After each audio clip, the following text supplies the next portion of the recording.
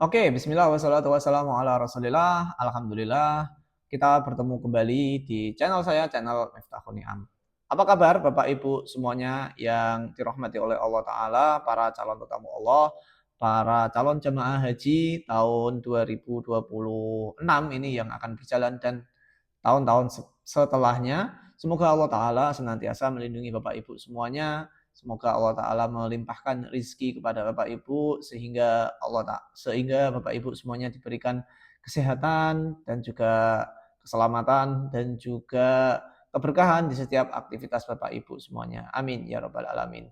Menyambung dari kabar yang terkait dengan haji tahun 2024 ini masih belum berakhir terkait dengan kasus dugaan korupsi yang melibatkan penyelenggaraan haji tahun 2024, terindikasi adanya penyalahgunaan kewenangan atau istilah lainnya itu bisa terindikasi korupsi. Nah, bagaimana kaitannya atau bagaimana penjelasan lebih lanjutnya kita akan bahas di video kali ini. Ada kaitannya dengan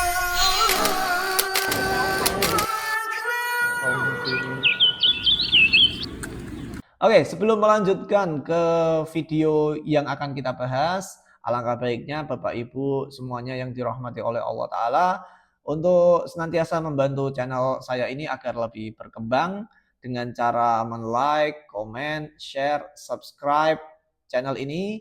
Bagikan video ini kepada Bapak Ibu, teman-teman Bapak Ibu semuanya yang mungkin lagi mencari informasi terkait dengan video ini. Oke, kita akan membahasnya. Kabar mengejutkan datang dari dunia penyelenggaraan haji di mana Komisi Pemberantasan Korupsi atau KPK resmi menaikkan status dugaan korupsi kuota haji tahun 2024 ke tahap penyidikan. Jadi di video yang sebelumnya saya sudah pernah membahas terkait dengan dugaan kasus korupsi kuota haji tahun 2024. Jadi di tahun 2024 itu ada tambahan kuota yang diberikan oleh pemerintah Arab Saudi sebanyak 20.000 jamaah kepada penyelenggara haji Indonesia. Nah, tapi dari 20.000 kuota itu terjadi penyelewengan, istilahnya seperti itu. Lalu apa sebenarnya yang terjadi, siapa yang terlibat, dan bagaimana dampaknya bagi calon jamaah haji di Indonesia? Jadi setiap tahun pemerintah Indonesia menerima kuota haji dari Arab Saudi itu sebanyak 221.000 terakhir itu ya. Untuk haji reguler dan juga haji khusus. Namun ada penambahan di tahun 2024 seperti yang saya kabarkan tadi sebanyak 20.000. Berdasarkan informasi yang dikumpulkan KPK, ada indikasi penggunaan kuota tambahan ini untuk kepentingan pihak tertentu, bukan untuk jamaah yang seharusnya berhak. Dengan penjelasannya yaitu ada dugaan bahwa yang diinginkan oleh pemerintah Saudi itu dari 20.000 kuota hajinya itu diperuntukkan untuk haji yang reguler agar antrian haji reguler itu menjadi lebih singkat untuk memangkas antriannya. Tetapi di pelaksanaannya oleh penyelenggara haji Indonesianya itu dia tidak 100% diberikan kepada haji reguler, melainkan ada kemungkinan itu dibaginya itu adalah 50-50. 50% untuk haji reguler, 50% untuk haji khusus. Nah, dengan asumsi kita boleh bilang bahwa kalau haji reguler itu kan cenderung murah. Nah, tapi kalau yang haji khusus itu kan lebih mahal tentunya ya. Dengan asumsi kalau kita berpikir secara bisnisnya, oh pasti keuntungannya akan lebih besar. Seperti itu. KPK menyatakan telah mengantongi bukti awal termasuk dokumen, percakapan, dan aliran dana. Beberapa pihak sudah dimintai keterangan dan tahap berikutnya adalah pemeriksaan saksi lebih lanjut. Setelah kemarin kita dengar kabar mantan Menteri Agama Gus Yakut itu dipanggil oleh KPK, terus juga Ustadz Khalid Basalamah itu juga dipanggil oleh KPK terkait dengan pemberian informasi, pengumpulan informasi dari beberapa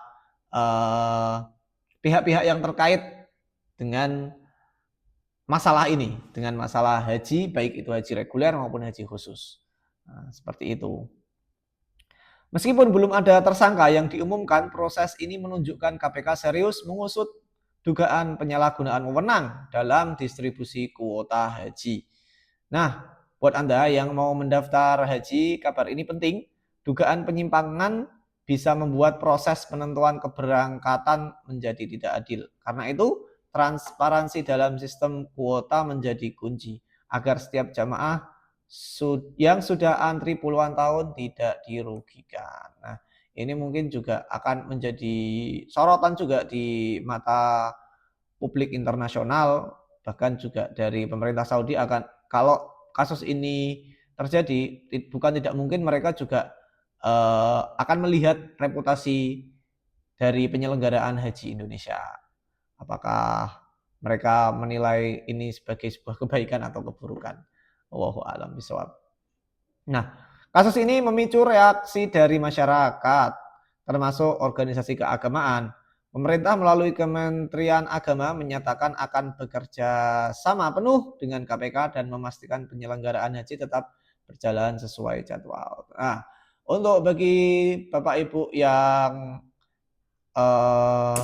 menjadi calon jamaah haji di tahun 2026 ini tidak usah khawatir, penyelenggaraan haji tahun 2026 nanti akan berjalan seperti biasanya, akan tetap dilaksanakan sesuai dengan kuotanya dan jadwalnya. Semoga juga kuota yang diberikan oleh Arab Saudi untuk tahun ini tidak ada perubahan. Amin ya rabbal alamin. Atau bahkan mungkin ada tambahan juga, karena semakin diluaskannya area untuk jamaah haji nantinya. Oke, beritanya memang masih simpang siur dan juga masih belum ditetapkan siapa tersangkanya. Ini akan masuk ke penyelidikan lebih lanjut. Semoga kejadian seperti ini tidak terulang lagi di waktu-waktu yang akan datang. Kita juga bisa belajar apa yang harus kita lakukan, baik itu ketika kita menjadi penyelenggara ibadah haji, sebagai penyelenggara ibadah hajinya atau sebagai jamaah hajinya. Kalau kita menjadi jamaah hajinya juga kita wajib waspada ya, terutama kalau hajinya itu haji yang khusus. Dan juga ada desas-desusnya juga. Untuk tahun 2026 ini kemungkinan juga tidak ada yang namanya haji furoda.